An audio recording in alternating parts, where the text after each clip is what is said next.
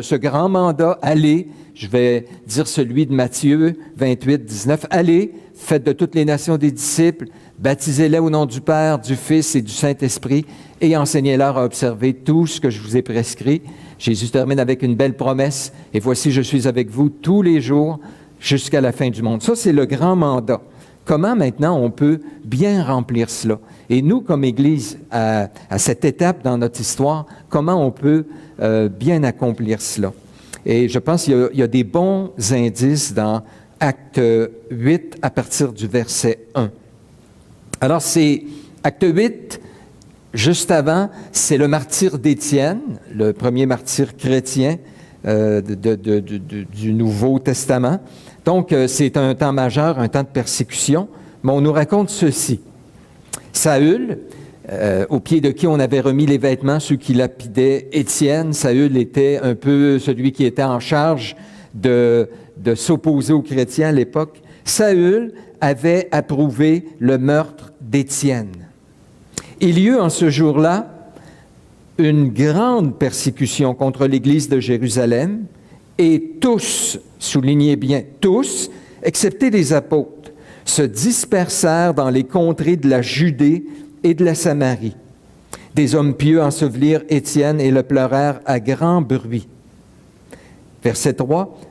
Saul, de son côté, ravageait l'Église. Pénétrant dans les maisons, il en arrachait hommes et femmes et les faisait jeter en prison. Ceux qui avaient été dispersés, écoutez bien, ceux qui avaient été dispersés allaient de lieu en lieu, annonçant la bonne nouvelle de la parole. Philippe, un de ceux-là, étant descendu dans la ville de Samarie, y prêcha le Christ. Les foules tout entières étaient attentives à ce que disait Philippe lorsqu'elles apprirent et virent les miracles qu'il faisait, car des esprits impurs sortirent de plusieurs démoniaques en poussant de grands cris, et beaucoup de paralytiques et de boiteux furent guéris. Il y eut une grande joie dans cette ville. Il arrive que nous, les églises évangéliques, qu'on regarde puis on cherche la méthode, la stratégie pour notre époque qui va être efficace pour nous permettre de répandre justement l'Évangile, de faire des disciples, qui aient des fruits, des gens qui se convertissent. C'est à cela que Dieu nous appelle.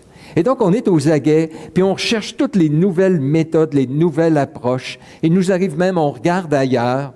J'ai vu des groupes faire presque des pèlerinages aux États-Unis, aller voir des églises qui semblent florissantes, voir comment elles s'y prennent et tenter de capter le maximum de leur stratégie, de reproduire cela ici dans nos milieux. On cherche des nouvelles méthodes, on cherche une nouvelle approche, on cherche quelque chose de pertinent et en réalité, c'est bien.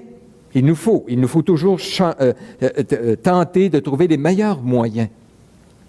Mais notre rôle, frères et sœurs, n'est pas toujours d'être ingénieux, de trouver quelque chose de nouveau. Je pense que notre rôle premier, écoutez-moi bien, c'est de saisir déjà ce que Dieu, lui, nous a dit de faire. Ça, c'est primordial, non négociable. Ça, c'est des absolus. Et une fois que ça, c'est bien établi, là-dessus, on bâtit. Et là, on peut, the sky is the limit, comme on dit en québécois. Hein? À partir de là, on peut trouver toutes sortes de moyens pour accomplir. Mais si on oublie les absolus, ce que Dieu nous a dit de faire, ce que Dieu nous a dit, comment le faire, on n'aura pas à avoir les meilleures stratégies. Si on passe à côté de ce qui est plus important, on ne sera pas efficace. Et il me semble que dans ce texte ici, il y a justement de ces éléments importants, essentiels. Et j'aimerais vous les présenter, ce qui ressort à la lecture de ce texte. Alors, quelques principes absolus, centrales, obligatoires dans notre grande mission, notre grand mandat de gagner les disciples, des nouveaux disciples. Premier principe, ça devrait apparaître à l'écran, voilà. L'Église, et là je parle Église ici, tous les croyants, vous, moi, tous, OK? L'Église est appelée à jouer un rôle premier dans la grande commission. Toute l'Église, chacun des croyants. Jésus avait donné la grande commission, le grand mandat, de façon très claire. J'ai cité tout à l'heure Matthieu 28, 19, « Allez, faites de toutes les nations des disciples ». On retrouve ça dans Marc, on retrouve ça dans Jean, on retrouve ça dans Luc.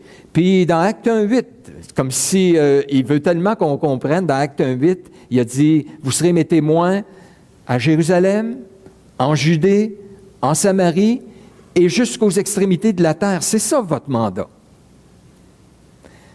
Jusqu'ici, dans le livre des Actes, tout se passait à Jérusalem, parce que ça a commencé là, des conversions, les gens se réunissaient, passaient du temps ensemble dans les maisons, dans le temple, tout allait pour le mieux. Et on ne semblait pas planifier d'aller, parce que la grande commission commence par aller.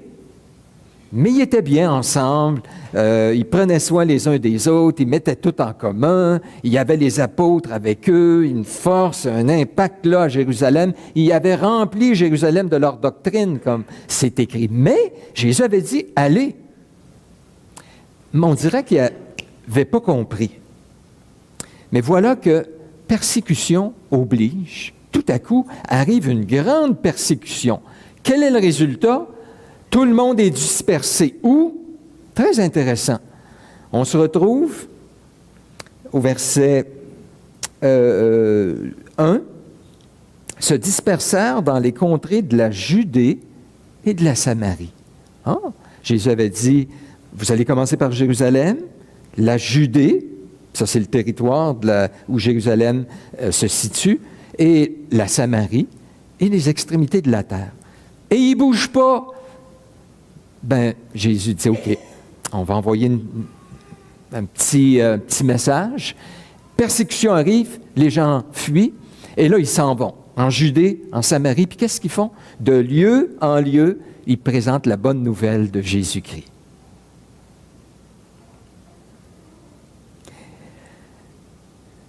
On a au verset 4, justement, ça nous dit, ils annoncent la bonne nouvelle de Jésus-Christ. Au verset 5, ils prêchent le Christ. Et au verset 35, ça parle de Philippe, mais il lui annonce la bonne nouvelle de Jésus. Il comprenait c'était quoi le message. Maintenant, ça n'empêche pas, en fait, tous, excepté les apôtres. Il y en a qui disent, Dieu a donné le commandement juste aux apôtres d'aller puis de faire des disciples. Mais c'est très intéressant, les apôtres restent à Jérusalem, c'est tous les autres qui partent. Et eux, ils prêchent l'évangile de Jésus-Christ. Ils accomplissent le grand mandat. Ça n'empêche pas Dieu, le Seigneur, d'employer les apôtres. Ça ne l'empêche pas d'employer certains hommes doués, parce qu'au verset 5, on nous parle de Philippe, qui était particulièrement doué, c'était un évangéliste. Donc, un n'empêche pas l'autre. C'est pas un ou l'autre, c'est les deux, c'est les trois. Les apôtres, certaines personnes douées, mais toute l'Église qui est mobilisée en train de faire son travail là où elle est. Vous savez, frères et sœurs, vous êtes des missionnaires. Vous êtes des envoyés. Tu es missionnaire là où tu es et là où le Seigneur va t'envoyer, parce qu'on bouge là. Tu es missionnaire. L'Église, tous les membres, tous les croyants sont appelés à jouer ce rôle important dans la grande commission. On appelle le livre des actes des apôtres. Il y en a qui disent qu'on aurait dû appeler ça les actes du Saint-Esprit parce qu'on voit le Saint-Esprit qui orchestre, puis qui travaille, puis qui... Oui, on aurait pu appeler ça les actes de l'Église aussi, parce qu'on voit l'Église qui est active puis qui participe pleinement à ce grand mandat. La Réforme, vous avez entendu parler de la Réforme, Martin Luther, Calvin, Zwingli, etc. Il y avait les 5 fondements de la Réforme, tout ça. Je ne reviendrai pas là-dessus, mais il y a un point qui est important, puis qui ont insisté, c'est la prêtrise de tous les chrétiens. Parce qu'eux, ils sortaient de l'Église catholique où il y avait le clergé. Eux, là, c'était les gens importants. En fait, l'Église, c'est le clergé. Dans l'Église catholique, c'est pas compliqué. Et eux ont dit non. Il y a la prêtrise universelle. Chaque croyant est choisi de Dieu, équipé par Dieu, appelé par Dieu. Dieu veut l'utiliser. C'est quelque chose d'extraordinaire. Chaque croyant est un outil entre les mains de Dieu. Eux ont insisté là-dessus. Et il faut revenir là. Je pense qu'un principe essentiel, si on veut gagner notre génération, atteindre notre ville, c'est une question que chacun de nous, on puisse jouer notre rôle. Parce que vous êtes des missionnaires, vous êtes envoyés, vous êtes des prêtres, c'est-à-dire des serviteurs de Dieu à temps plein. Que ce soit au travail, à la maison, en loisirs, en vacances, vous êtes des missionnaires. Et on voit cela ici dans le texte. Quand on se fait dire ça, des fois, je ne sais pas si vous êtes comme moi, il y a des gens, quelqu'un partageait mercredi, que ce qu'elle aime, c'est pouvoir partager l'Évangile à des inconnus. Je disais, extraordinaire, moi je trouve ça tellement dur, je ne sais pas vous autres. Hein? Mais savez-vous, il y a un texte de l'Écriture. Quand on rappelle aux gens que c'est ça notre rôle, c'est ça notre mandat, c'est à ça que Dieu nous appelle, ça peut avoir différentes réactions, là, dépendamment des gens. Mais chez certains, ça dit, ouf, on sent un gros poids. Hey, comment je vais faire ça? Puis moi, je ne suis pas comme tel, puis lui, il a parole facile, cette personne-là est aux gens, puis hey, moi, je suis quelqu'un de plus timide, puis gros fardeau sur les épaules. Une des paroles que j'aime, moi, c'est ce que Jésus a dit à Pierre. Jésus a dit à Pierre, « Je te ferai pêcheur d'hommes. » Soulignez le « je ». « Je te ferai pêcheur d'hommes. » Pierre, tu as une grande gueule. On le connaît, là, hein, dans l'Écriture. Tu as la parole facile, toi, puis ça sort, puis tout ça. Même toi, Jésus a besoin de travailler dans ton cœur, de te donner les compétences que tu as besoin pour être un pêcheur. Tu pêchais des poissons, maintenant tu vas gagner des âmes pour Jésus. Je te ferai pêcheur d'hommes. Tu as besoin de venir à moi en toute humilité puis de me laisser t'équiper. Et que j'aime des paroles comme ça. Vous, je ne sais pas. Alors quand moi je sens ce fardeau-là, je peux venir à Jésus puis lui dire, Jésus, tu m'appelles à quelque chose, honnêtement, que je ne me sens pas particulièrement équipé. Mais tu promets. Puis il l'a promis à Pierre, puis il l'a promis à d'autres aussi, parce qu'il l'a promis à André, il a dit, je vous, à une place, il est même au pluriel, je vous ferai pêcheurs d'hommes. Et ça, c'est un principe à grandeur des Écritures. Dieu équipe ceux qui l'appellent. Et s'il nous appelle à évangéliser, puis on ne le fera pas tous de la même manière, puis on ne le fera pas tous avec la même efficacité, etc., on s'entend. Mais venons à lui, disons-lui simplement, Seigneur, veux-tu m'aider là-dedans?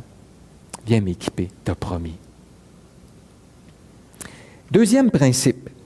Donc, ce qu'on dit, c'est que c'est le rôle de toute l'Assemblée. Deuxième principe, c'est que l'Église joue ce rôle naturellement.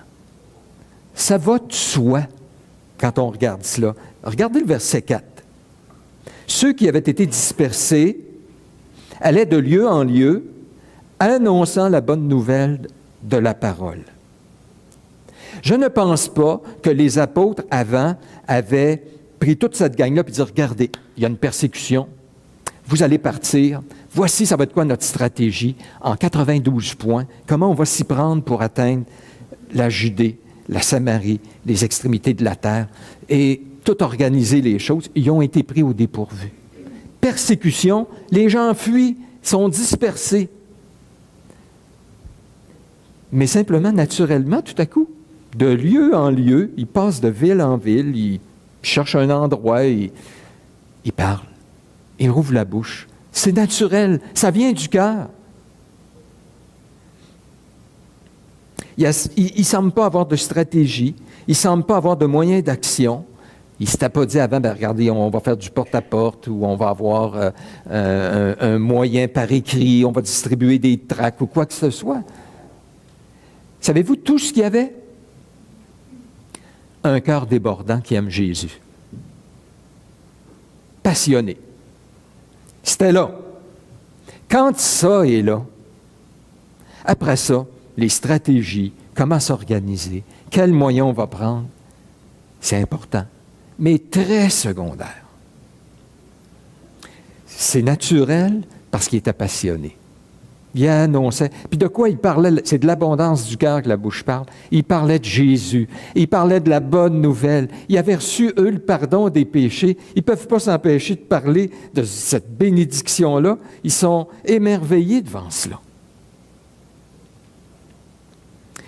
Écoutez bien ceci. La stratégie et les moyens d'action ne créent jamais un mouvement. OK? On vous arrive cette année et on vous dirait, regardez cette année comment on va s'y prendre. On va avoir 3 ou 4 gros événements dans l'année, là, puis on va annoncer l'Évangile. Ne pensez pas que ça va faire en sorte que l'Église va dire « Yes! » Tout à coup, ils se mettent à aimer Jésus, puis ils embarquent dans... Puis ça crée un mouvement, puis là, les gens deviennent passionnés et se mettent à évangéliser. Ça ne marche pas comme ça. Ça commence par une passion, un cœur débordant pour Jésus. Et oui, ensuite, quand ça est là, on s'organise parce qu'on travaille en équipe, on est ensemble. Puis on se dit, hey, il y a une gang de passionnés, on veut évangéliser, comment on s'y prend? Et là, on en parle, on s'organise, on se donne des moyens d'action. Mais dans beaucoup d'églises, on planifie, on organise, on parle de l'évangélisation, mais les gens ne sont pas passionnés. Ils ne sont pas conscients qu'il y a des âmes perdues. Ils ne sont pas émerveillés encore face au fait qu'ils ont le pardon de leurs péchés. Et qu'est-ce que ça fait? Oh, on peut par culpabilité dire, ben regarde, il y a 3 ou 4 événements dans l'année, je vais être là. J'ai fait 3 samedis cette année. Parfait. Mon évangélisation est faite. Merci Seigneur, gloire à Dieu, alléluia. C'est fait. Ça vaut quoi?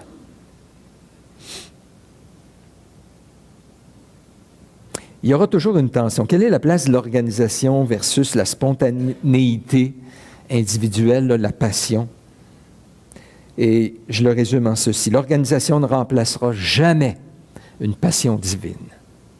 Tout ce que Dieu n'initie pas, ne produit pas, ne sera pas efficace. Ce qui vient de l'homme, ça ne remplacera jamais une passion divine. L'organisation ne sera efficace, 2, que lorsqu'il y a une passion divine, justement. 3, l'organisation doit prioriser de former un peuple passionné.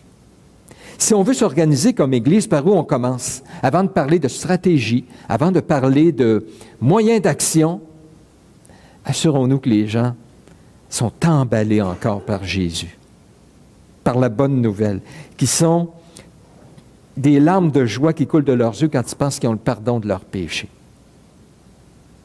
Que ça est là. Ça devrait être la première formation à l'évangélisation. Et ensuite, quand ça est là, puis ça, en réalité, c'est Dieu qui peut produire ça en passant. Là, hein? Même l'organisation ne produit pas cette passion-là. Mais on enseigne, on partage, puis on prie que Dieu, par son esprit, touche les cœurs, puis mobilise et enflamme l'Église. Mais c'est Dieu qui le fait. Et quand ça est là, oui, l'Église doit mettre en place les moyens d'action, des stratégies, puis réfléchir quelle est la meilleure manière de communiquer le message de l'Évangile de manière contemporaine avec la société qu'on a actuellement. Est-ce qu'on va utiliser les médias sociaux? Est-ce qu'on va faire des gros événements? Oui, l'Église doit absolument réfléchir à tout cela. Mais je reviens là-dessus. Quand l'Église a compris la bonne nouvelle, quand l'Église aime Jésus, on ne revient pas encore que Dieu a donné son Fils unique à la croix pour le pardon de mes péchés, pécheurs comme j'étais, que Dieu a pris l'initiative de sauver, que le salut, c'est par grâce seulement. Quand ça est là, on parle de toute façon de ce qui nous passionne. Quand on rencontre quelqu'un, regardez de quoi vous parlez. Hein? Quand on se rencontre entre nous, de quoi on parle? On parle de ce qui nous passionne, de ce qu'on aime. Avez-vous écouté le hockey, là? Canada, États-Unis? Wow! Price est de retour. C'est comment Darby, l'autre gardien? Il a fait mieux que lui. J'étais déçu un peu, mais c'est pas vrai, c'est de ça qu'on va parler. Moi, je suis un passionné de hockey, un passionné de pêche. Il m'a parlé avec vous tout un après-midi. Mais est-ce que ça vient naturellement qu'on parle de Jésus? Dans la Bible, Matthieu rencontre Jésus. Qu'est-ce qu'il fait? Il n'y avait pas grand-chose à dire. Il venait de rencontrer Jésus. Il amène sa gang de chums, il fait un dîner, puis il invite Jésus, puis il dit « Il faut que vous rencontriez Jésus, vous autres, là. » Même des fois, Jésus disait à des gens, il a guéri un lépreux, puis il dit « Tais-toi, parle pas. » Parce que ça crée un problème, ça crée un mouvement de foule. Parle pas, va juste voir les sacrificateurs, puis va leur dire. Mais c'est trop fort. Il parle, puis il commence à dire que Jésus l'a guéri. C'est intéressant, hein? Il y en a plusieurs qui diraient, j'aimerais ça si Jésus me dirait, tais-toi. Parce que c'est tellement lourd pour moi évangéliser. Mais il l'a dit à des gens, mais il était tellement émerveillé devant Jésus qu'ils ont parlé pareil. Et Jésus a guéri un démoniaque, puis il lui a dit, retourne dans ta maison, raconte tout ce que Dieu t'a fait. Et ça nous dit, il s'en alla et publia par toute la ville. Il avait juste dit dans ta maison. Il va par toute la ville et il se met à raconter tout ce que Jésus avait fait pour lui. C'est ça la base. C'est une église des gens passionnés qui ont rencontré Jésus. Moi, quand je me suis converti, j'ai entendu l'Évangile, j'ai résisté 3 mois de temps. Je ne voulais pas me convertir parce que Judith et Lucien, Judith ma sœur, Lucien mon beau-frère, il me témoignait, c'est par eux que j'ai entendu l'Évangile, puis il parlait tout le temps de Jésus, puis j'ai dit « Oh, c'est ça un chrétien? » Hey, il m'a passé pour capoter, moi. Le jour où je me mets à parler de Jésus, j'ai une Bible en dessous du bras, non, moi je ne veux pas devenir chrétien. C'est ça qui m'empêchait. Et mais le Seigneur est venu me chercher. Et savez-vous quoi? Le lendemain, j'ai accepté le Seigneur le soir, je ne me rappelle pas quel soir de la semaine, là. Le lendemain, je suis parti en vélo, il fallait que j'y aille en ville, puis en cours de route, j'ai parlé à 3-4 personnes du Seigneur. Un peu heureux que j'étais, là, tout à coup, j'avais saisi qui était Jésus, je lui ai remis ma vie, tout ça. C'était naturel. Je ne peux pas me glorifier, là, mais je vais rencontrer Jésus. Donc, c'est pour ça que, comme Église, nous sommes une Église qui, constamment, revient à l'Évangile, la bonne nouvelle de Jésus. Comment les croyants, on doit la saisir, l'intégrer, aller chercher là toutes les provisions, être émerveillé, passionné à cause de ce que Jésus a fait pour nous. Et ça est la base de tout le reste, entre autres, l'évangélisation. 3, l'Église joue son rôle malgré les persécutions. Vous avez remarqué, hein, verset 1, « Il y eut en ce jour-là une grande persécution. » Puis on nous donne en détail de quoi il s'agissait. Verset 3, « Saul, de son côté, ravageait, c'est un mot fort, l'Église. Il pénétrait dans les maisons, en arrachait hommes et femmes et les faisait jeter en prison. » Puis il nous dit un peu plus tard qu'il les faisait blasphémer. C'est grave là, ce que cet homme-là faisait. Alors, il y a une persécution si grande que les gens doivent fuir. On voit le diable qui dit, l'Église là est en train de remplir Jérusalem, tout ça, on va les attaquer, persécution sévère. Et là, l'Église fuit. Mais même là, ça ne la fait pas taire. Alors qu'ils fuient de lieu en lieu, qu'est-ce qu'ils font? Ils parlent de la bonne nouvelle de Jésus. Et une des places qu'ils vont, on nous dit, ils se dispersèrent au verset 1, dans les contrées de la Judée et de la Samarie. Vous réalisez, c'est à qui les Samaritains pour les Juifs? Parce que c'était tous des Juifs, là, ils étaient à Jérusalem. Les Samaritains, c'était leur ennemi juré. Et ils s'en vont vers leur ennemi. Ils leur parlent de Jésus. Alors, ce n'était pas un contexte idéal, là. Attendez pas que ce soit calme, qu'il n'y ait pas de problème pour évangéliser. Et j'oserais même dire, Dieu utilise les persécutions. Il a utilisé la persécution ici pour réveiller l'Église en disant, « Je vous ai demandé d'aller, vous n'allez pas? Bien, je vais vous donner un petit coup de pouce, permet une persécution. » Et les persécutions produisent au moins 2 choses. Les persécutions amènent les chrétiens à prendre position puis à être prêts à payer le prix. Ça devient évident. Quand il arrive un temps de persécution, les chrétiens se disent « Oups, c'est pas si facile que ça. » Ça amène un combat. Est-ce que je continue à suivre Jésus? Parce que ça nous dit que dans la parabole du semeur, il y a des gens qui, dès qu'arrive une persécution à cause du royaume, ils rejettent tout. Alors, les persécutions filtrent. Mais les croyants se disent, qu'est-ce que je fais? Est-ce que j'avance même quand il y a un prêt à payer de l'opposition, que je peux perdre la vie? Et les persécutions produisent une espèce de prise de conscience, de prise de décision. Et les vrais croyants disent, j'y vais, coûte que coûte, peu importe le prix à payer. Et ça, c'est le cas ici. L'Église joue son rôle malgré les persécutions, malgré un contexte d'inimitié, de gens, d'ennemis, de difficultés. Vous avez entendu sûrement dans l'histoire de l'Église, il y a une phrase qui revient souvent, le sang des martyrs est la semence de l'Église. Vous avez entendu ça déjà? Le sang des martyrs est la semence de l'Église. Que ça n'arrête pas. Ça n'arrêtera jamais ce mouvement, le mouvement du royaume, de l'Église, de conversion, de faire des disciples, les persécutions, les martyrs n'arrêteront pas. Au contraire, ça fait pousser l'Église. On aurait pu ajouter que l'Église aussi, à l'interne, passait des temps difficiles. Vous savez, si vous reculez d'un chapitre au chapitre 6, parce que le diable s'y prend de différentes manières, persécution, problème dans l'Église, au chapitre 6, ça commence à critiquer, chialer. Il y a certaines veuves qui se disent qu'ils sont négligées dans les distributions de nourriture qui se faisaient chaque jour, peut-être même des distributions d'argent. Et là, il y a un peu de friction, commence à avoir des fractions dans l'Église, ça brasse tout ça. Et les apôtres se mêlent de la question, on tente de régler le problème. Mais une fois que c'est fait, ça nous dit ceci, c'est au verset 7. Il y a un problème dans l'Église, on le gère du mieux qu'on peut, mais tout à coup, tout de suite après, ça nous dit, chapitre 6, verset 7, la parole de Dieu se répandait de plus en plus. Le nombre des disciples augmentait beaucoup à Jérusalem et une grande foule de sacrificateurs obéissait à la foi. À la foi.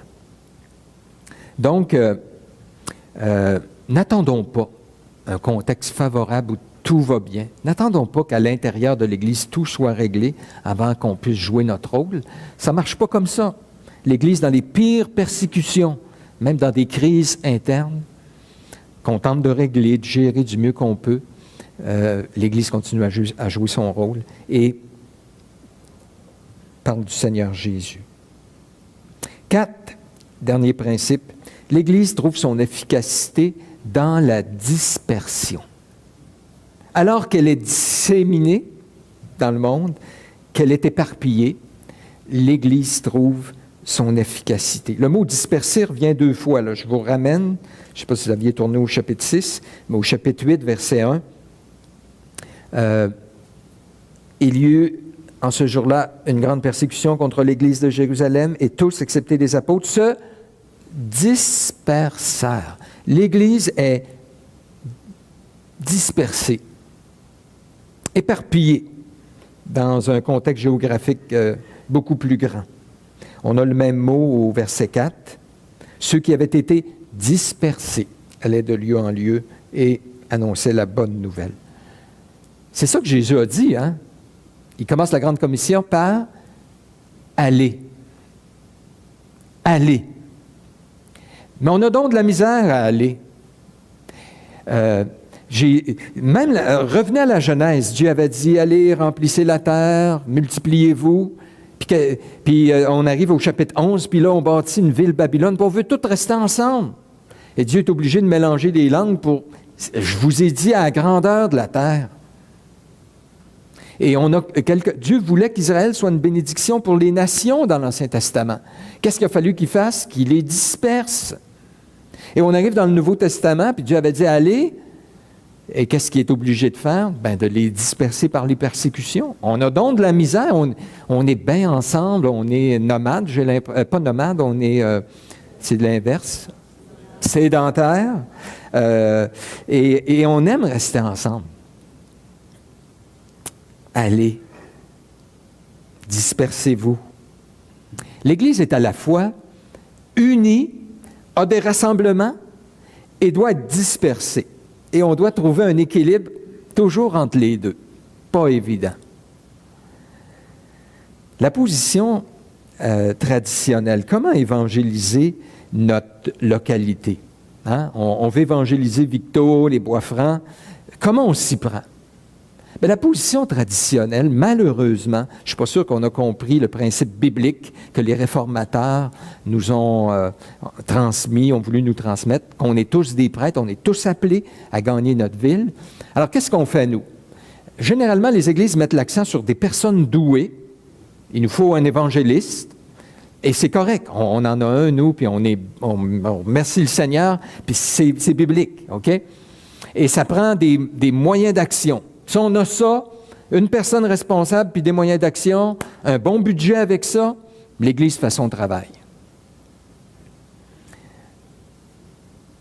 Mais est-ce que c'est là-dessus que le Nouveau Testament met l'accent? Et si tu utilisais là où tu es, avec la force que Dieu t'a donnée, puis qu'il veut te donner, pour être un témoin, en action, en parole, là où tu es. Souvent, on va dire, ce qui compte dans l'Église, là, il y a des personnes, puis l'Église tient sur eux. Eux, là, c'est nos leaders, c'est eux qui font le travail et qui... Moi, de plus en plus, je lis le Nouveau Testament, puis je me rends compte la richesse de l'Église. Je vous le répète depuis un bout.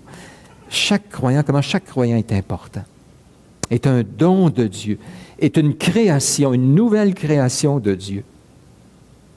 Tu es architecte. Dieu t'a placé en quelque part, il t'a donné un don. Excelle dans le don, dans ta capacité, dans la formation que tu as. Excelle là où tu es. Sois un témoin de Jésus en action. Sois différent des autres. Sois honnête. Puis ouvre la bouche, puis parle. Tu es un professeur. Là où tu es, fais la différence. Tu es missionnaire à l'école où tu es.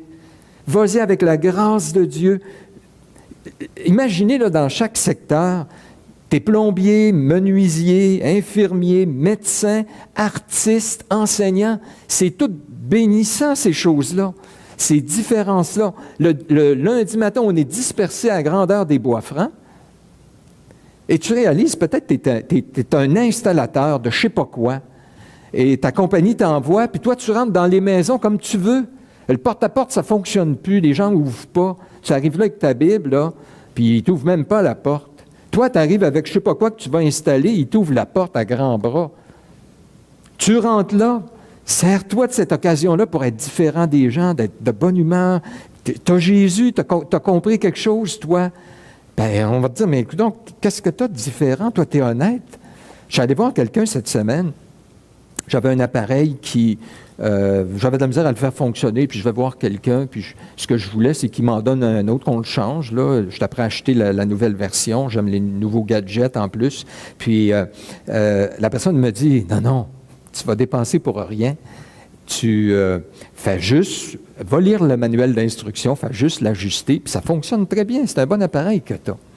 Et je le regarde, j'ai dit, ouais, mais t'es super gentil, mais tu gagnes ta vie comment, toi, en nous disant de ne pas acheter chez vous, tout ça? Il dit, non, nous, ce qui est important, c'est que la clientèle soit satisfaite. Je dis, ça doit être un chrétien sûrement, ce gars-là, là, pour parler comme ça.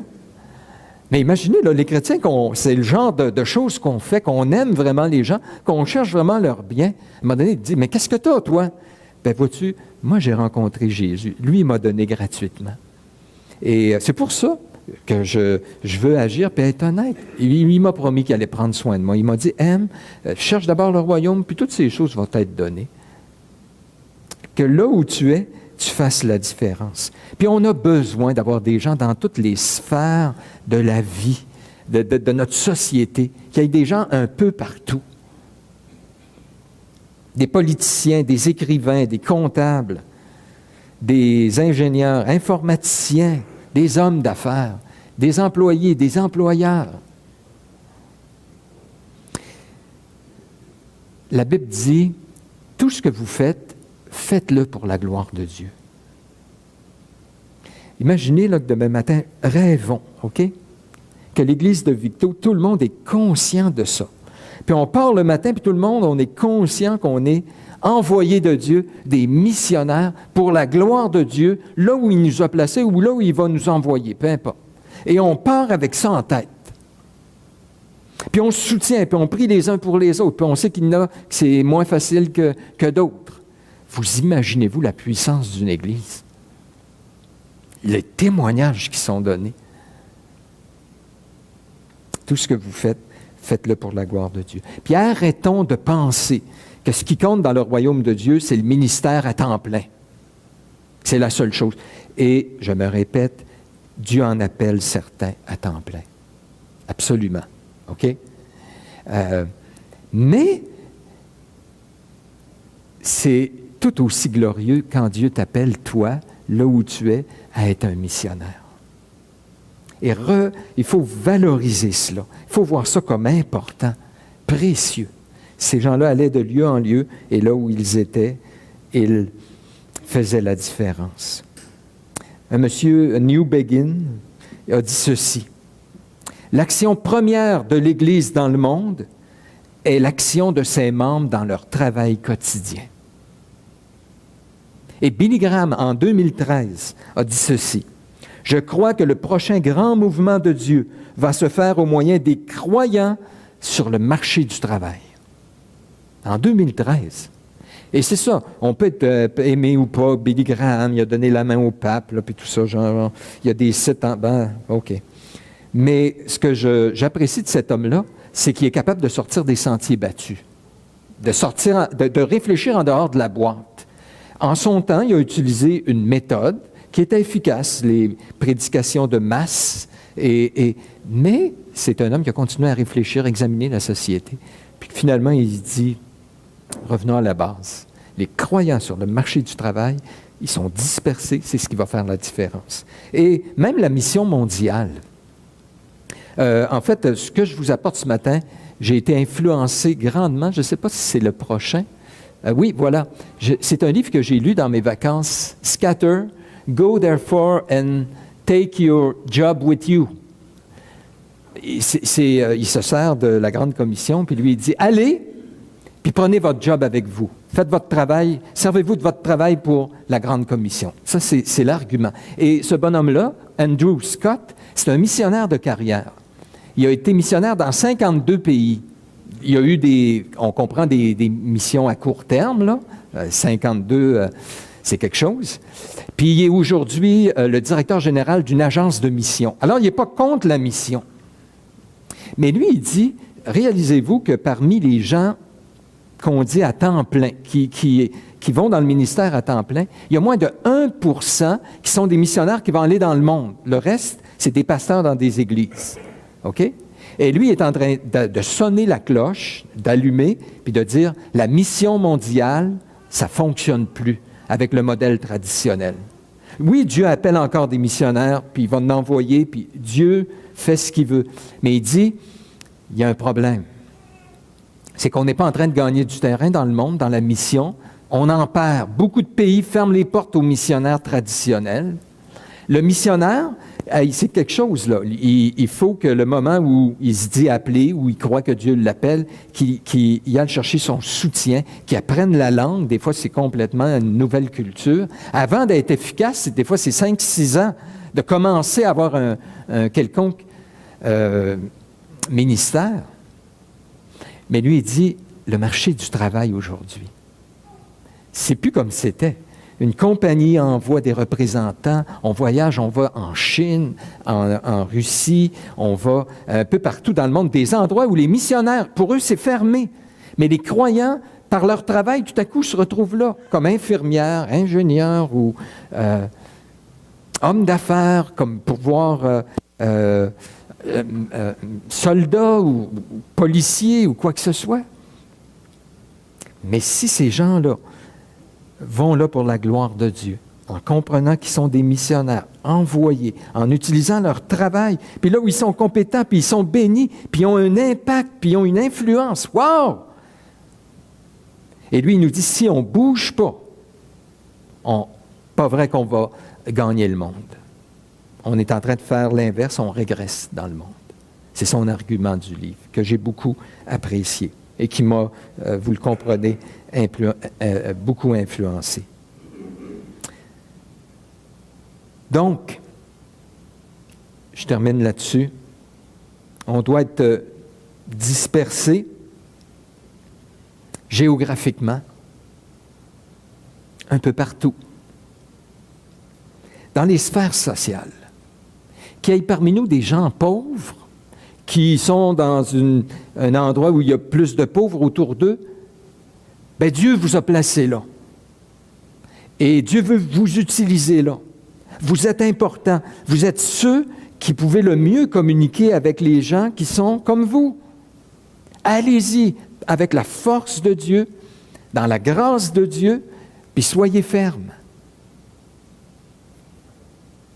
Couche sociale, sphère sociale, les réseaux naturels, votre famille, qui peut l'atteindre mieux que vous? Votre voisin, votre groupe de sport, votre groupe de parents à l'école duquel vous faites partie, le groupe d'entraide sociale, vous êtes dans une espèce de réseau social en quelque part. À votre travail, qui va atteindre ces gens-là sinon vous? Il y a une histoire dans la Bible intéressante. Vous vous rappelez de la petite servante de Naaman? Une petite servante, je ne sais pas quel âge elle avait, dans ma tête à moi, elle avait 12-13 ans maximum. Elle se fait enlever du pays d'Israël, elle est une esclave, puis elle sert Naaman, le chef de l'armée syrienne, qui est lépreux. Puis elle est là, puis qu'est-ce qu'elle fait? Non, je m'ennuie de mon pays, puis Dieu m'a abandonné, puis... Non! Elle parle à Naaman, puis elle dit, il y a quelqu'un en Israël qui pourrait s'occuper de toi, il y a un grand Dieu en Israël. Il a dit, t'es un grand Dieu, allô, t'es esclave, vous êtes en train de perdre. J'ai un Dieu, puis un Dieu qui peut s'occuper de toi. Et Naaman s'en va en Israël, finalement, est guéri. J'étudie la servante d'Élisée, ou d'Élie. En tout cas, c'est Élisée, hein? Oui, c'est Élisée, hein? En tout cas, un des deux. Mais ça m'impressionne.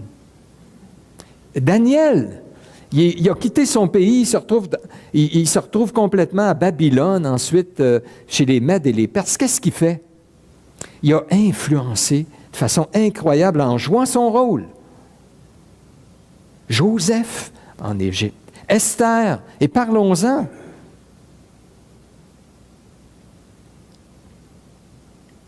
En conclusion, tout à l'heure, on va prendre le repas du Seigneur. Et le repas du Seigneur qu'on prend régulièrement ici aux 2 semaines, qu'est-ce qu'il fait? À quoi il sert? Jésus dit, faites ces choses en mémoire de moi. Il nous ramène encore une fois à la bonne nouvelle de Jésus. Et il nous ramène à se rappeler, méditer, fixer nos regards sur ce que Jésus a fait, laisser ces vérités-là nous transformer. Et, entre autres, ça devrait avoir un impact au niveau de l'évangélisation. Parce que, rempli de joie, de satisfaction en Jésus, de ce qu'il a fait pour nous, la bouche s'ouvre, on parle.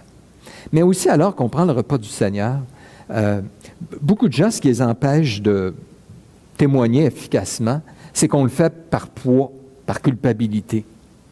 Parce on voit les autres qui le font, puis on se sent tout croche, nous, puis...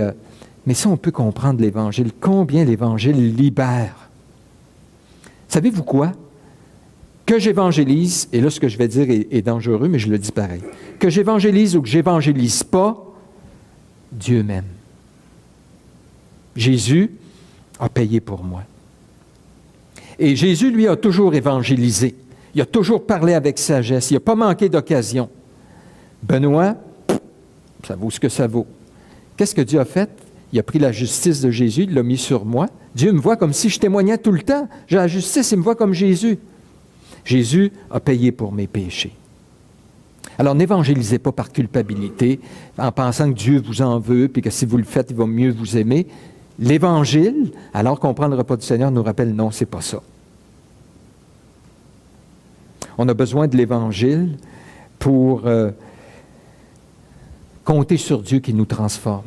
En prenant justement cette promesse, Dieu dit, garde, je te prends, quand je t'ai choisi, tu étais un pécheur, perdu, tu étais mort dans tes péchés. Et je veux faire de toi un pêcheur d'hommes. Ça, c'est mon rôle à moi qui va t'amener là graduellement. L'Évangile te promet que je te choisis, je ne te délaisserai pas, je sais ce que tu vaux, mais ce qui va faire la différence, c'est moi qui travaille dans ta vie. Donc, moi, je veux me rappeler ça en disant, quand j'ai envie de me décourager, quand ça ne marche pas, quand j'ai témoigné à quelqu'un, puis je reviens, puis je dis, oh, il me semble que j'ai dit des niaiseries, ou après l'argument me vient, puis j'aurais dû dire ça, puis je ne l'ai pas dit. Je me tourne, puis je dis, garde Seigneur, je suis un vase faible, tu acceptes ça. Tu acceptes ça, puis tu veux me transformer. Alors, j'ai hâte que tu en fasses un petit peu plus, honnêtement, là, mais c'est correct, ça va avec ça, Seigneur. Continue, lâche pas, Seigneur. Moi, j'ai envie de lâcher, mais toi, tu ne lâcheras pas. Ça, c'est l'Évangile. C'est pour ça qu'on a besoin de revenir à la bonne nouvelle, tellement la comprendre, s'approprier.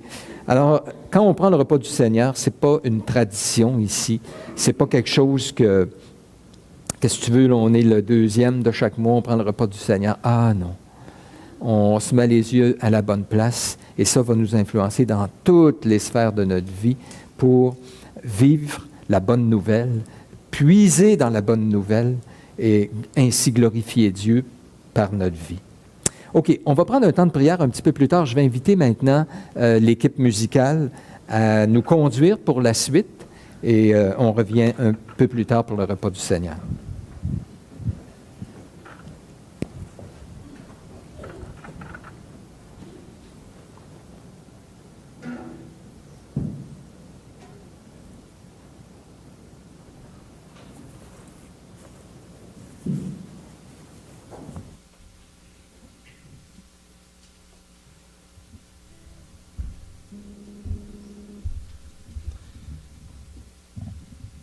Alors, le prochain chant, c'est un chant que j'aime particulièrement, qui nous parle de la durée des temps. Pour la durée des temps, on veut l'adorer, on veut célébrer ce Dieu-là qui est le chef de l'Église. Alors, comme on vient d'entendre dans le message, et aussi avec le repas du Seigneur qui s'en vient, il a mentionné un